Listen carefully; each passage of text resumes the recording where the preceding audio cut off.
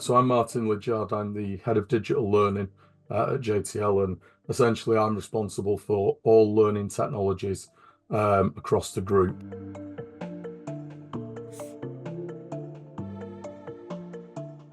So I suppose back when I started with JTL, it was sort of May 2021.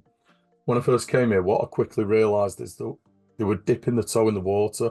So there was the odd learning platform that they were using.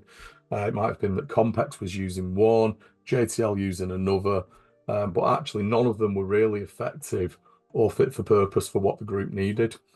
So it might be, as an example with one, it might have been, it'll carry out certain functions and allow us to publish certain content, but you can't white label it.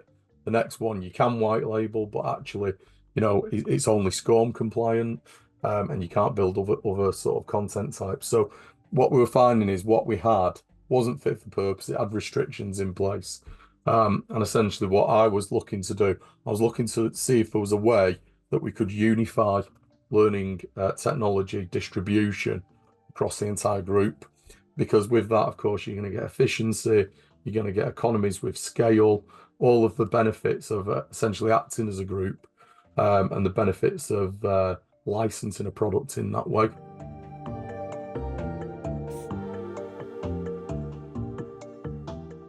So I think initially when we first sort of started to look at that, one of the absolute key requirements was to find a solution that had multi-tenancy as a feature. And I think we knew that that was going to be an absolute must from the outset. The reason being is that a JTL apprentice is very different to a seasoned developed delegate, very different to a complex practitioner. The audience is completely different for all three. So we needed a mechanism by which we could tailor the learning solution to meet the needs of those really, really diverse audience groups that we service in the JTL group. And I think that's really where the ball started.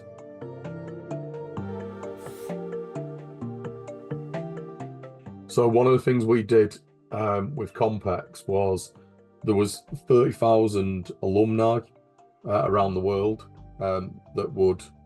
that are basically Compex practitioners. So they've qualified in one of the Compex qualifications. And what we did is we sought to register the alumni. Now, what we did, we've currently got over 2,500 people sat on that tenant on Moodle Workplace. And what we're doing is we're supporting the CPD of those individuals around the world. Now, we have seen set use cases where some people have tapped into every single piece of content that we've offered to them. So, it might be that there's been 20 Moodle courses available, and some people have literally just gone, it's so valuable, the content that they're pushing out, I'm just going to do it all.